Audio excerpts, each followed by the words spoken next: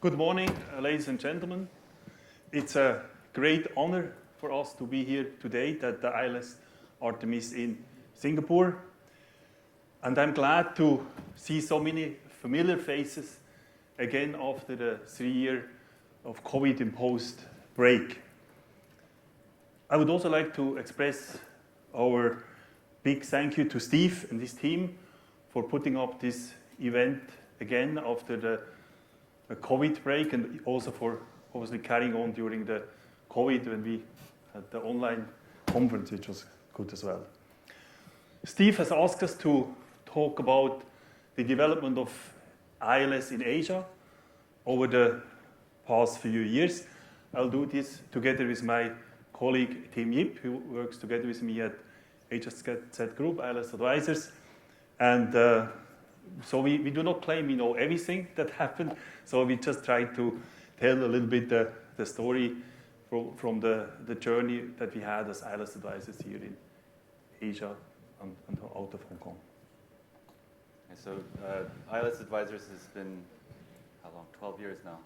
So we've been, I guess, the first ILS manager out of Asia, hopefully not the last. So maybe, Stefan, you can talk about some of your experiences you've had over the past decade and sort of the changes you've seen over that time. I'm pleased to note, that the interest for ILS in Asia has grown significantly over the past few years. When I moved to Hong Kong from Switzerland in 2011, in order to establish ILS Advisors, hardly anybody in Asia knew about the asset class. At that time, I mainly thought about Asia as a source of investor, of capital, but obviously, as we'll see during our talk, this has also changed to some degree over time. We started off in 2012 with establishing the Eureka Hedge ILS Advice Index, which, based on my knowledge, is probably still the most comprehensive index tracking the performance of the asset class. We did that at that point in order to talk to investors and to give them an idea what kind of returns they could expect from that strategy. At the same time, we started to market ILS in Asia to qualified investors in Asia, and also we established a multi-manager fund that invested in different managers that are also in the index. It took quite a bit to find the first institutional investor in Asia. I think the first institutional investor we found in Asia was Korea, a pension fund in Korea in 2016. I'm aware Japan had invested a bit earlier, but we were just focusing on the new markets at that time. Okay, so while the investor base has in Asia has been sort of developing over the decade, how about on the other side in terms of Asia risks and different transactions from this part of the world? Well, actually, I'm pleased to see there has had been some significant steps during the past 10 years in terms of Asian ex-Japan risk that has been brought to the market. Based on our knowledge, the first non-Japanese Asia exposure to be ceded to the catastrophe bond market actually was in 2003. It was after that devastating 7.7 magnitude earthquake in Taiwan, and then in 1999 that had happened, and as a result in 2003 that first cat bond came to the market. More recently, within the last 10 years, several significant milestones have been achieved in the insurance-linked securities market in Asia. Notable among these are China Re's issuance of a small $50 million privately placed China earthquake catastrophe bond, also known as Panda Re. Then, of course, Singapore's establishment of the successful ILS regime and grant scheme, which has led, as has been said before, to a significant number of catastrophe bonds being issued locally, starting with AIG Re's sponsored Orchard Re in 2019. And I think that number was mentioned before, an impressive 24 different catastrophe bonds have been issued out of Singapore, including multiple Japanese cat bonds, and also the previously mentioned Australia cat bond and the recently issued New Zealand cat bond.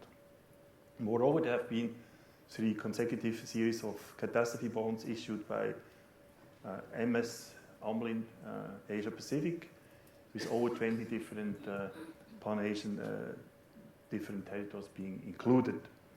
Hong Kong is also, where we are today, Hong Kong has also made, the Hong Kong ILS Advisers, some efforts to, as a domicile to issue cat bonds. And specifically, of course, Hong Kong is more focusing on its role as a risk management hub for China and the greater Bay Area, with so far 3 local seed transactions supported by supporting the local Chinese market. Of course, additionally, Steve has been running the ILS Artemis conference since then. That's probably also important. Yes, just given all the changes that's been happening, you've seen over the last decade, has the strategy of the ILS Advisors changed over that time?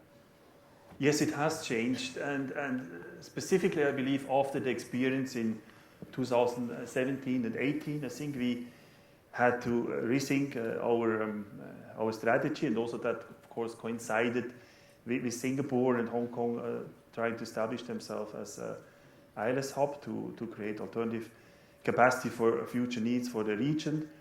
So we also tried to leverage our location here in Asia as the only ILS manager based here in Asia, and started to explore, the opportunities to actually to create investment opportunities for our own portfolios. We also had found it very, very challenging for us to find well compensating and diversifying investment opportunities in the ILS market. We felt that the commonly available geographic diversification, such as Japanese wind risk or some European risk, provided lower yields and seemed to be more really for the sake of diversification. We could also, of course, access some of the sidecars from other reinsurers, but they were packaged mostly with US risks and had some, from our view, of course, undesirable liquidity characteristics. Therefore, we started to structure ourselves the investment we could not find in the market.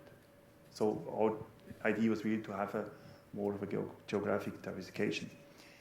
We also, of course, pleased, however, that since focusing on sourcing our own investment opportunities from Asia, which now actually contribute quite significantly to our portfolio, we have been successful in providing accretive investments while avoiding the need to diversify into non-peak, widely syndicated placements that were not sufficiently compensating for our needs. Maybe, Tim, you could explain a bit our strategy when sourcing and originating risk out of Asia over the past 3 years. Thank you, Stefan. I think when I first got here, which is about 4 years ago, we thought about how we could extract risk from here. What we really didn't want to do was really compete with the traditional paper out here. We could have quite easily, found a fronting partner and then started writing some of the layers out here. But when we looked at it, for our mandates and for a cat bond fund or for our ILS fund, a lot of that stuff just didn't really work with what our investors expected.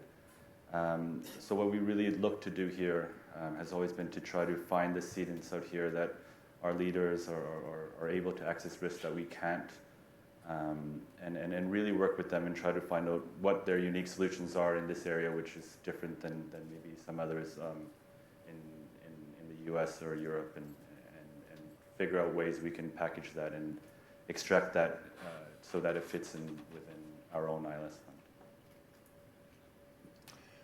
Maybe what are some of the unique characteristics of those opportunities? Yeah, I think when we look at Asia, one of the things that we really value is it's just really big, right? It's really big, it's really fragmented. And so we really looked at how we can sort of extract that. And so I think one of the greatest things that Asia has is that there's an opportunity, if done correctly, to be able to have that diversification just within the region itself, right? Because the Beijing earthquake is not correlated with maybe an earthquake in Manila, and or India. And so for us, I mean, our portfolio, we cover about 20 different regions within Asia, including covering places like, we have some Guam risks in there, but it didn't get affected by the loss. And some Western Samoa even. And I think the fragmentation within the region actually helps a lot as well, in terms of reducing sort of the correlation between different events. And so for example, if a big typhoon hits, say, the Philippines and becomes the worst loss ever there, you know, the chances of that then going up and also being the worst loss ever to hit the Greater Bay Area or to hit Taiwan or something is much lower because they're separated markets. So even for us, we are in Hong Kong and we deal with sort of the greater what we call the Greater China region. Just a typhoon even hitting, say, Taiwan, you know, typically those programs are different than those that are covered on the mainland. So we really try to sort of extract that value and be able to build that independence within the region. Given that there are so many regions and territories covered in Asia, some people might question, doesn't this create issues in terms of just the amount of regions and perils that we as an investor need to be concerned with from a risk assessment perspective? Yeah, so I mean, one of the things about Asia is there is quite a lot of the insured loss happens to be, especially where we compete, right? For the attachment levels that for an ILS fund or where cat bonds typically that we structure attach at, it really has to be huge accumulations, right? And so we're talking about there's only a finite number actually of events that we're really concerned with. So if it's a layer that covers the Philippines, for example, if it doesn't hit Manila, to be honest, it's probably not something that we're too concerned with. So we did see that, for example, a few years ago when there was that super typhoon that hit the Philippines, which was a pretty devastating loss. But for us, you know, we have three layers within our portfolio that covers that, and it was only about 15-20% of the attachment point.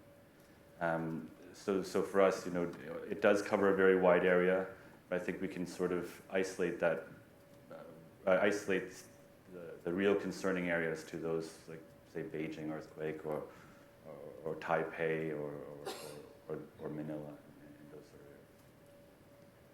How about Asia cedents? There have been some examples recently issued out of Singapore and Hong Kong. Do you think this will continue? Yeah, I mean, I think one of the things about Asia is, like, if you look at the top 40 reinsurers around the world, a lot of them actually happen to be in Asia, right?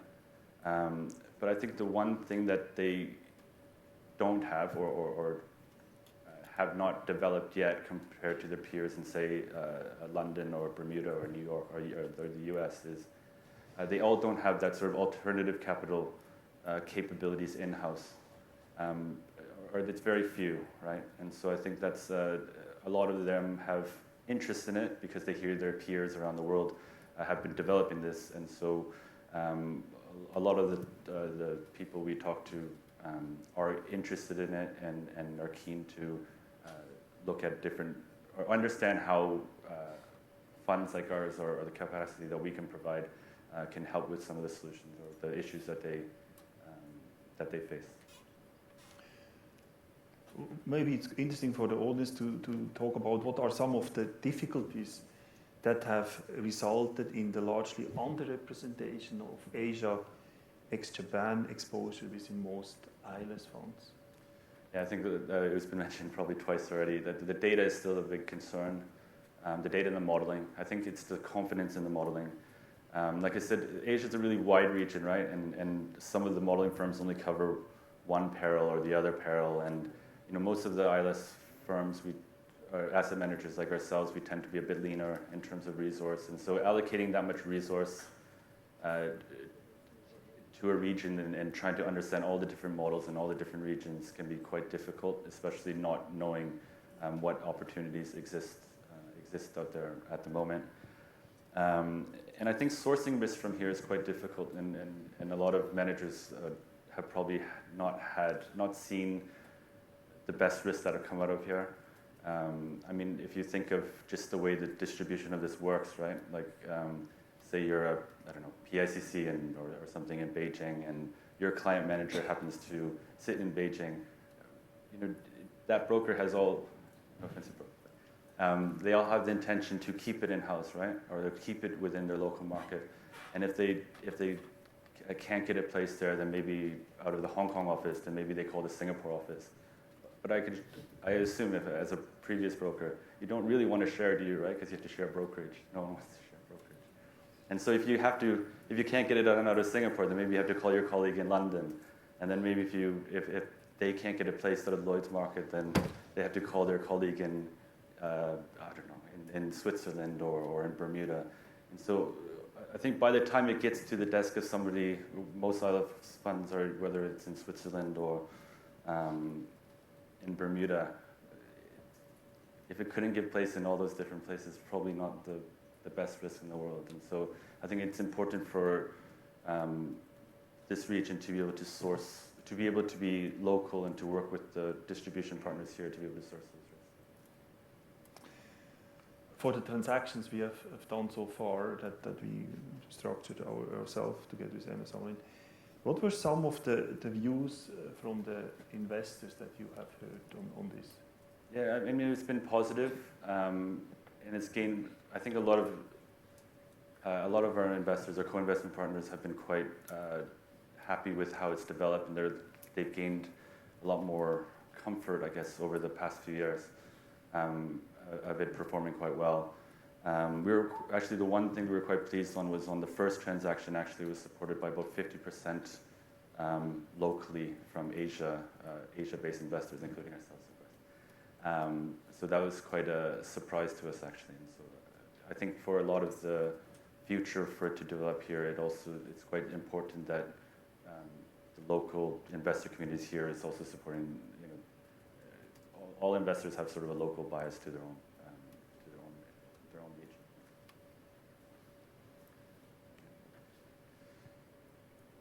Sorry. My turn to ask the question. Sorry. What are some of the? I think that's probably a good. Since we're talking about the investor base, it's probably a good segue to go back to the investor development here. And so, what do you think needs to be done for the asset class to grow in Asia beyond, say, Japan, Korea, Australia, New Zealand? I think investor education, I think, is the most critical part of it. I think as we look around, and talk to investors, you know, that are not yet invested in ILS, when there's not yet really a common understanding among Asian investors, you know, about what ILS exactly is, and many have not even heard about. That's still often interesting. It is evident, of course, that the finance professionals and investors in Asia need to put obviously more effort towards education, because I think in order for an ILS ecosystem to work here in Asia, you don't need just the regulatory and the legal and the tax framework in place, but also I think you need some local capital to support you know, the growth of that local ILS market, and obviously it requires the presence of the distribution channels, sponsors, brokers for the ILS. For all of these you know, providers that are already here to thrive, you need also support of local capital. Another thing that might help, obviously, I believe, is a significant investment from a large institutional or sovereign wealth fund. I think in this part of the world probably could help to spark the interest among investors as well. In order also to keep that positive momentum that was mentioned earlier, I think it would be good if we had a few so-called clean years, you know, with very little losses. That would probably help to support the confidence and maybe help some of, for example, the Korean investors maybe to come back into the market. we have seen that, how up to 2017, how the asset class was growing, because we had many years of almost 10 years, I believe, of very clean, years where obviously that helped to build investors' confidence. So it's important to keep that momentum going in Asia. I think as we have seen in Korea, with investors only came in very late and had a bad year in 17. So obviously, waiting and to kind of to build the confidence again in order to come back. Stefan, you mentioned Singapore as a very opportunistic area to develop the asset class. Given your experience in Switzerland when you first started over 20 years ago, maybe you can give some of the parallels given, between Singapore and say the development in Switzerland, which I think has probably 25% now of the AUM for the whole market. Yeah, interestingly enough, in Switzerland, and I think almost in Europe, I think the first ILS investors actually were high net worth individuals that invested through private banks. The institutional investors came about, I think, 5 years later, but of course, the institutional investor interest was prerequisite in order to grow to the asset class to the size where we are today. And here, what I see, Singapore and also Hong Kong are two of the top 3 wealth management centers in the world. And I think all this is here, right? We just need to find a way to connect, the investors with the asset class here. And again, also if you look at the attendance list, you see there are very few allocators yet, right? So hopefully in the future we'll see a lot more people that can allocate capital. Another maybe more technical issue I see sometimes, there's still a lack of common understanding. I think, where does ILS belong in the asset allocation of an investor, right? Is it a hedge fund? Is it a private debt? What is it exactly? And in order for obviously private banks to allocate, there needs to be a clear understanding what it is. And I think there's still many different views even among the ILS community. Maybe you can talk about some of the unique concerns or the common concerns that you face when talking to investors out here. Of course, climate change is a topic that is in everybody's mind these days, of course, and that comes up immediately with the asset class, particularly I believe in Asia, because we are in an area we do have a lot of natural disasters, catastrophes. And so, it's very tangible. People are very well aware of that. For example, just looking at our Hong Kong experience, there's almost 17.5 days on average every year where we have cyclone warnings in Hong Kong. And then there's another, usually 2.5 days per year where people get the extra holiday because due to a typhoon, people cannot go to the office. And even the stock market is closed on these days. Another question, of course, is the liquidity from many investors, right? And so that's a question that comes up. And sometimes, of course, the currency risk, question of how do you hedge? Looking at Japanese yen, for example, right, as you're aware, obviously that's a big issue there, to hedge the currency. Obviously, the return in US dollars are totally different from what you see in Japanese yen. So just concerning of time, maybe you can just finish off with maybe just it's been 10 years so far in Asia for yourself within the asset class. Maybe you can give a forecast for the next 10 years. I think, as we said, I think all the ingredients in Asia are here to contribute to a meaningful growth of the asset class. There's a supportive regulator. We have 2 of the largest financial centers in the world, 2 of the top 3 wealth management centers in the world. We have reinsurance expertise here. We have large reinsurance demand in the region, and as the region obviously faces a lot of more frequent natural disasters than anywhere else in the world, so that is given. I think also the expertise in terms of the service providers exists in the region, the infrastructure, and all this is, I think, is in place. So I'm quite confident that Asian interest in ILS will continue to grow in the coming years. driven obviously by increasing demand for insurance products from the growing wealth in Asia, and obviously the need for efficient risk management. As we move forward, I think it's important that we continue to collaborate and share our knowledge and expertise also with people outside of the industry in order to ensure that we can really realize the potential of the asset class here in Asia. We, of course, from ILS Advisor will contribute our share to make sure that ILS will be and is a lasting success here in this part of the world.